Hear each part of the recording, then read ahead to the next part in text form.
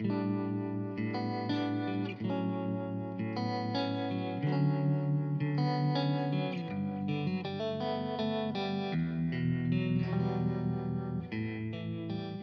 it's Pete Thorn. We are here at my studio. I'm an LA-based guitar player, and I'm here to talk to you today about the BAE 1073 microphone preamplifier. This is a dual-stage preamplifier, 2 microphone preamps in one 19-inch rack mount unit. And the one that I have has a really cool feature that I want to emphasize in this video today, which is the ability to sum both those microphone preamps together into one output. So you can see I got a 412 cab mic'd up here, miking the upper right-hand speaker in this cabinet. Got 2 microphones on the speaker. They're both about 1 inch or 1.5 inches back and phase aligned real nice. I've got a SM57 there, dynamic mic, and a VR1 ribbon mic from the nice folks at SE Electronics.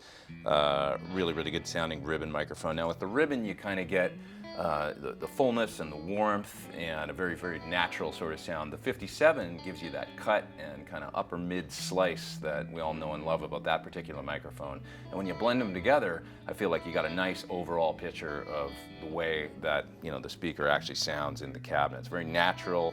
You can kind of play with the blend, a little more ribbon, a little more 57, whatever you like, and end up with a really cool sound. That's why I like to use 2 microphones. Just gives you options, and I feel like it's an overall more balanced tone. Okay, so now we're in my control room, and you can see I got the 1073 MP right here, 2 1073 style pre's in one rack unit. And so what I'm doing is put the 57 here on the first channel, and the ribbon mic, the VR1, is over here.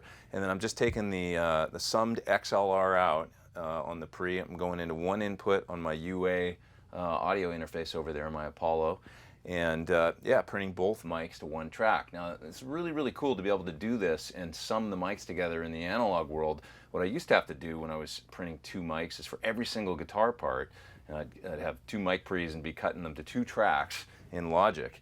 And that stacks up really quick, you know, when you're printing 2 tracks for every single part that you cut in a song, and just left you with a lot of options in the mix. And actually I really like to commit these days. I like to commit to the tone, blend the mics together, get a great sound, sum them together in the analog world, send them out to one track, and you're done. Okay, let's check out each mic individually, and then I'll blend them together and show you kind of the finished tone I have. If I just grab the output level here on the VR1 ribbon mic channel, I'm going to turn it off. Now just the 57 is being heard. This is what it sounds like.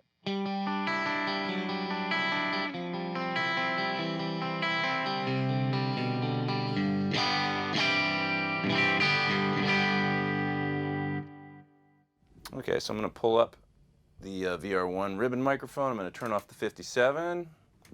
Now you're just going to hear the ribbon.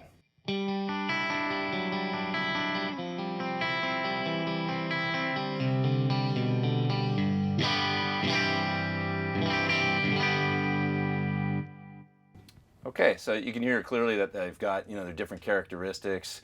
57 is a little sharper, a little more cut. The ribbon mic's got this nice, beautiful, very natural kind of thing happening, nice and full.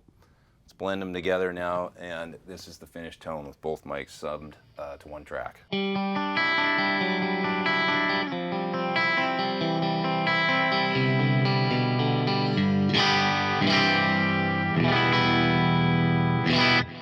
I just want to mention one more really cool feature on the 1073 MP. It's the impedance switch. Okay, right here they give you the ability to adjust the impedance between 2 different settings on the front of the unit. Now, original 1073 modules in old consoles, you could actually change the impedance up as well, but you'd have to pull the module out of the console, and the switch was on the back and all that stuff to change it up. So this is much more convenient. You can experiment with this switch. You're not going to hurt anything. You're not going to damage a microphone. It's all about whatever sounds best to you.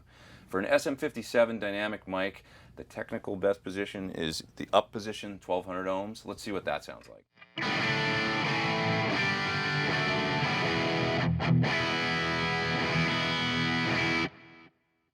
I'm going to flip the switch down now to the 300 ohm position. Hear what this sounds like.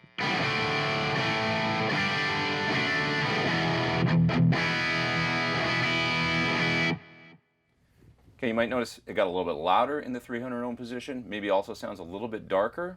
Really is all about what sounds best. Like I say, the up position, the 1200 ohm position, is technically correct. and you're going to maybe get a little bit of that darkening effect in the lower setting. But maybe that's what you want for a 57. You know, depending on if it's just too edgy of a tone, you can just think of this as another tone control. Really, set it where it sounds best for whatever you're going for.